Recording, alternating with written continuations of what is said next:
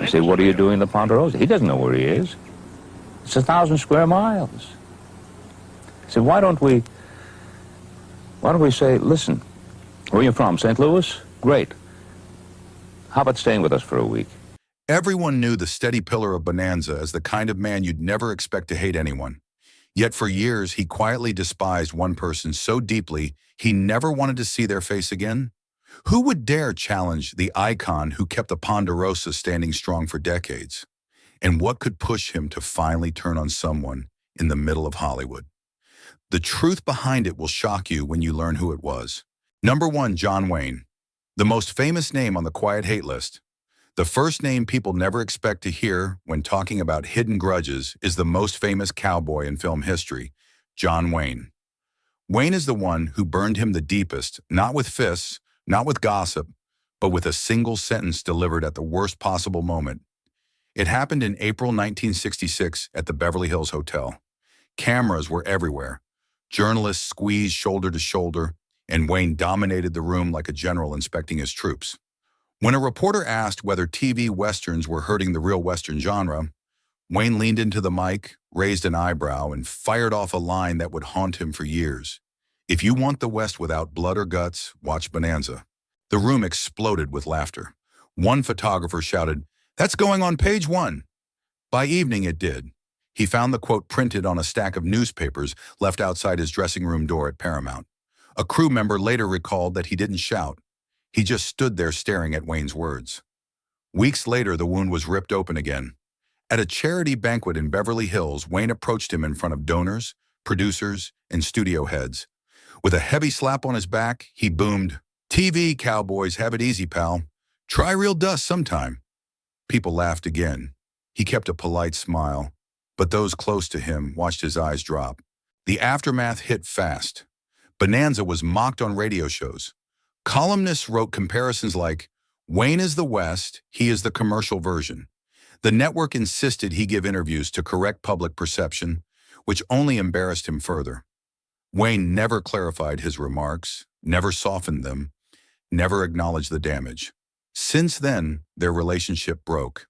He privately confessed, "He made me feel like a guest in my own genre," and that feeling never fully faded. Number 2, Clint Eastwood, the second name he couldn't stand, and the one who sparked a silent war.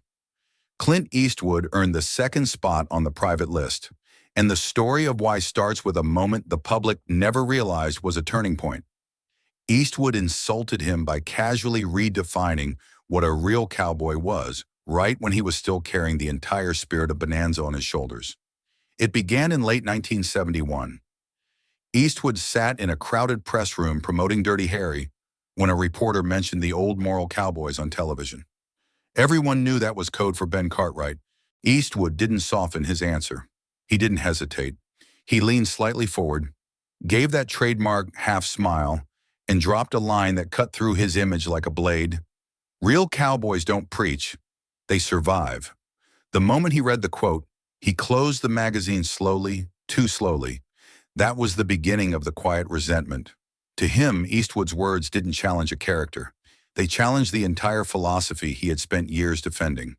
But the real blow came months later at a studio backlot party, a warm evening with studio executives mingling. Someone asked Eastwood what he thought about the Cartwrights. Eastwood shrugged, looked away with a dismissive smirk, and replied, "They're the polite West. I'm not." It wasn't loud, but the sting was.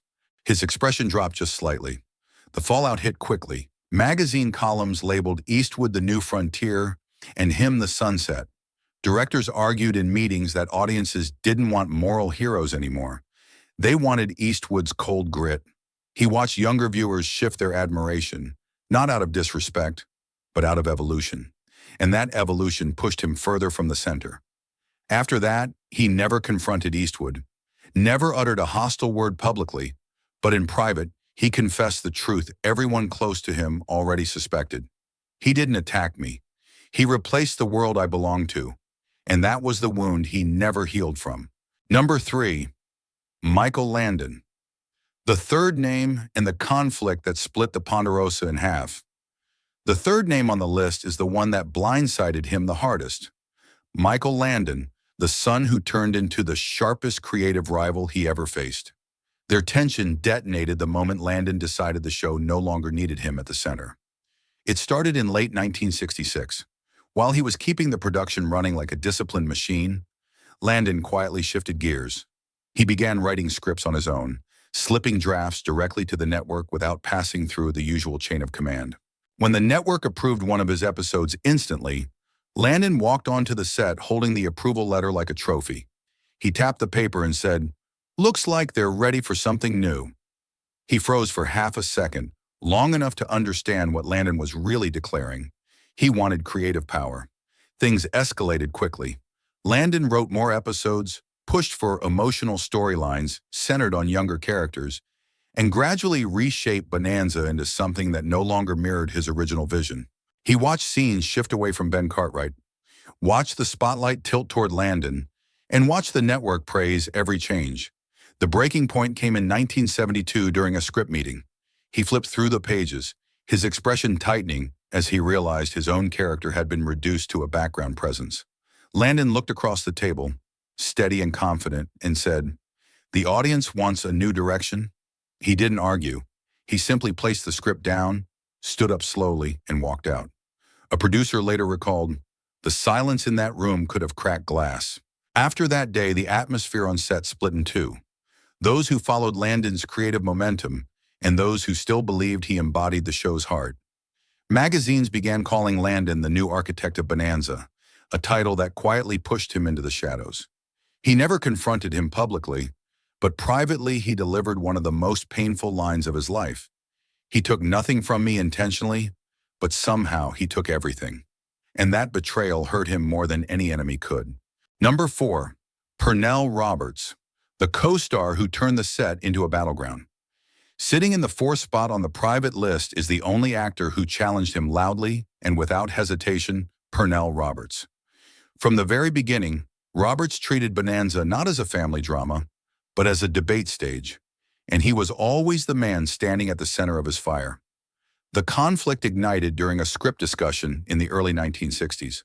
While everyone else tried to keep the harmony on set, Roberts leaned back in his chair, lifted a script, and said in front of the entire production team, "These stories are too clean. Ben Cartwright isn't a father, he's a fantasy." Every head in the room turned toward him. He didn't speak, but his tightened posture told the whole story. Roberts pushed harder. He openly criticized the writing, the tone, and especially his character. During one heated afternoon in 1963, he slammed a script onto the conference table and said, "Adam can't grow because Ben won't let him." He looked at him for a long moment before replying, "Adam chooses family. That's not weakness." Roberts shook his head, stood up, and walked out. The writer sat frozen. Things escalated outside the script rooms too. Roberts skipped promos, refused charity appearances, and repeatedly left him alone to answer press questions about the show's unity. Network executives begged him to keep the peace, forcing him into the role of mediator, a job he never wanted. But the moment that sealed the fracture came in 1965. Roberts gave an interview and the quote spread through Hollywood like a spark in dry grass. "I don't believe in Ben Cartwright. He's not real. He's too perfect to respect." To him, this wasn't a critique of writing. It was a direct strike at the character he had built with years of discipline and emotional weight. After that, he never forgave Roberts, and the wound never closed. Number 5, Guy Williams, the final name on the list and the one who tested his temper like no other. Reaching the final spot doesn't make this name any less explosive. Guy Williams earned his place for a very specific reason. He was the only man who pushed him so far that the calm, composed patriarch of Bonanza finally walked off his own set. Not out of ego, not out of anger, but out of sheer disbelief at how completely Williams shattered the discipline he had protected for years. The chaos started the moment Williams arrived for his guest role in late 1967. Actors usually slipped into the studio quietly. Williams did the opposite. He pulled up in a convertible surrounded by photographers. He had clearly tipped them off beforehand. Crew members whispered, "He thinks he's filming Zorro again." While he watched from a distance, his jaw tightened because Williams had violated the unspoken rule of the Ponderosa. Respect the work, not the spotlight. Then came the retakes. endless retakes. Williams demanded extra takes, not for performance improvement, but for vanity, adjusting angles, lighting, even the position of his body so he wouldn't block Williams' profile. During one scene, Williams declared loudly, "We'll redo it. My character leads this moment, not Ben Cartwright." He didn't argue, but his stare, cold and fixed, made the room fall silent. The breaking point unfolded midweek. A simple two-line exchange derailed when Williams cut the scene in the middle and announced, "Stop. This doesn't showcase me properly."